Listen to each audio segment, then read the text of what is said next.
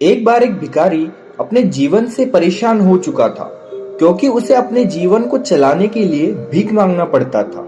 इसी बात को लेकर वह दुखी रहता और दिन भर यही सोचता कि उसके जीवन में बदलाव कैसे आएगा।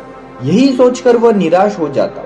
वह हर दिन देखता कि बहुत सारे लोग निराश होकर, आंखों में आंसू लिए लोग और विभिन्न चिंताओं से परेशान लोग गौतम बुद्ध की तरफ जाते और वापस लौटते समय वे लोग बहुत ही खुश होते थे।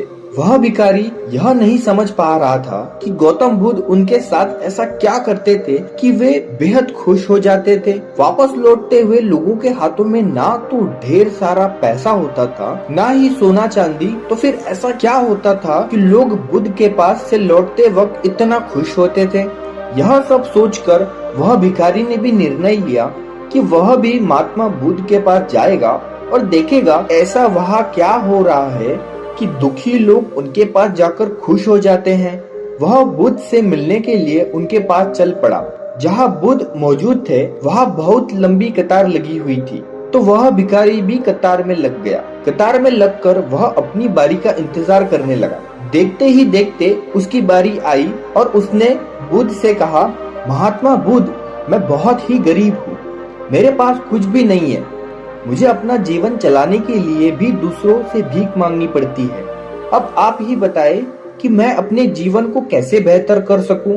यह सब सुनकर महात्मा बुद्ध ने कहा, तुम गरीब नहीं हो, तुम्हें ऐसा लगता है क्योंकि आज तक कभी तुमने किसी के लिए कुछ भी नहीं किया, ना ही तुमने कभी किसी को दान दिया, ना ही तुमने दूसरों के लिए कुछ किया। यह सब सुनकर भिखारी के मन में एक आशंका जाग उठी। अपनी आशंका को दूर करने के लिए भिखारी ने पूछा, मैं तो एक भिखारी हूँ, मैं लोगों को दान कैसे दे सकता हूँ और कैसे लोगों की सहायता कर सकता हूँ। मुझे तो खुद अपने जीवन चलाने के लिए दूसरों से मांगना पड़ता है। यह सब सुनने के बाद गौतम बुद्ध थोड़ी देर चुप रहे और फिर उसे बोले, तुम्हारे पास हाथ है जिससे तुम लोगों की सेवा में लगा सकते हो और दूसरों का भला कर सकते हो। उसके अलावा तुम्हारे पास मुंह है जिससे तुम लोगों से अच्छी अच्छी बातें कर सकते हो और दूसरों का हौसला बढ़ा सकते हो। यह सब करके भी तुम दूसरों की सहायता कर सकते हो।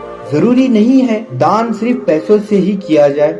हम चाहे तो हम शिक्षा का भी दान कर सकते हैं, चाहे तो अन्न का भी दान कर सकते हैं। ऊपर वाले ने अगर किसी को पुण्यता अच्छा शरीर दिया है तो वह गरीब नहीं है, वह बस दिमाग से गरीब है। उसे इस विचार से हटकर दूसरों की सेवा में लगाना चाहिए। गौतम बुद्ध की यह सब बातें सुन लेने के बाद वह भिखारी बहुत ही ज्यादा खुश हो गया और उसका मन अब संतुष्ट था।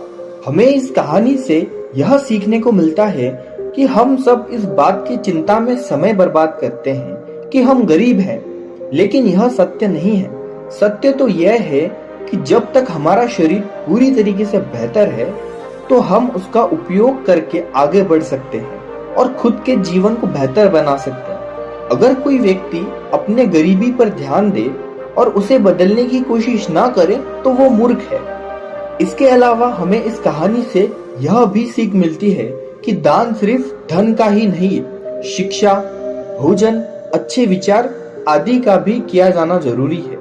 अगर आपके पास धन नहीं है तो आप शिक्षा का दान कर सकते हैं या फिर आप दूसरों के लिए अच्छे विचारों का भी दान कर सकते हैं। इससे समाज बेहतर होता है।